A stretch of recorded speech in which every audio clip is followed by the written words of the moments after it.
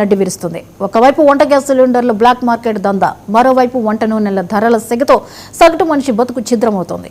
పశ్చిమాసియాలో కొనసాగుతున్న యుద్ధ వాతావరణం వల్ల సరఫరా గొలుసు దెబ్బతినడంతో అటు వంటగది బడ్జెట్ అస్తవ్యస్తమవుతోంది. ఒకవైపు డొమెస్టిక్, కమర్షియల్ ఎల్పీజీ సిలిండర్ల సరఫరా తీవ్రంగా ఆటంకాలు ఎదుర్కొంటుండగా మరోవైపు యుద్ధ ప్రభావంతో వంట నూనెల ధరలు ఆకాశాన్ని అంటున్నాయి.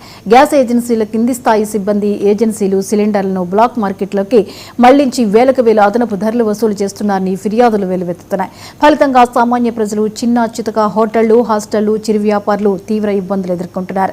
రాష్ట్రంలో ఎల్పీజీ సరఫరా అంతరాయం ఏర్పడడాన్ని ఆస్కారాగా చేసుకుని కొన్ని గ్యాస్ ఏజెన్సీలు క్షేత్రస్థాయి సిబ్బంది అక్రమ సంపాదనకు తెరలేపారు.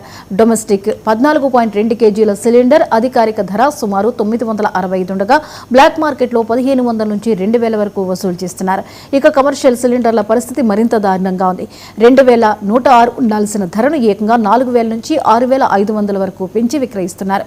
వినియోగదారులు గ్యాస్ బుక్ చేసి రోజులు గడుస్తున్నా డెలివరీ కావడం లేదు.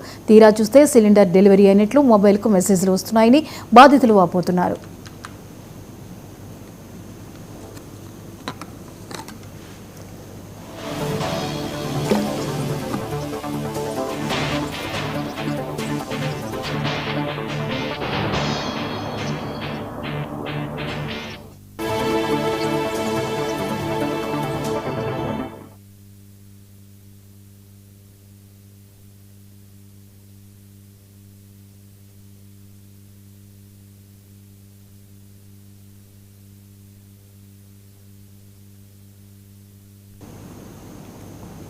గోదాముల నుంచే సిలిండర్లను నేరుగా బ్లాక్ మార్కెట్కు మళ్లిస్తున్నారని ఆరోపణలు వెల్లువెత్తుతున్నాయి. కమర్షియల్ సిలిండర్ల ధరలపై ప్రశ్నిస్తే అసలు గ్యాస్ సరఫరా చేయలేమని బెదిరిస్తున్నారని హోటల్ వ్యాపారులు అంటున్నారు. కమర్షియల్ సిలిండర్ల కోసం ఏజెన్సీలను, ఏజెన్సీ సిబ్బందిని బతిమలాడుకోవాల్సి వస్తున్నదని, రెట్టింపు ధర వసూలు చేస్తున్నారని చెబుతున్నారు. బుకింగ్లు సాధారణ స్థాయి కంటే 250 నుంచి 300% పెరిగాయని రాష్ట్రంలో ఎల్పీజీ డిస్ట్రిబ్యూటర్ల సంఘం తెలిపింది. కానీ డెలివరీలు ఆలస్యం అవుతున్నాయని వెల్లడించింది. ప్రభుత్వం సరఫరా సాధారణంగా ఉందని ప్రకటించినా గ్రౌండ్ లెవెల్లో పరిస్థితి వేరుగా ఉందంటోంది. పశ్చిమాసియా యుద్ధ ప్రభావంతో గ్యాస్ దిగుమతిలో అంతరాయాలు ఏర్పడ్డాయి. ఫలితంగా హోటళ్లు, రెస్టారెంట్లు గ్యాస్ స్టాక్ లేక వంటలను తగ్గించుకుంటున్నాయి.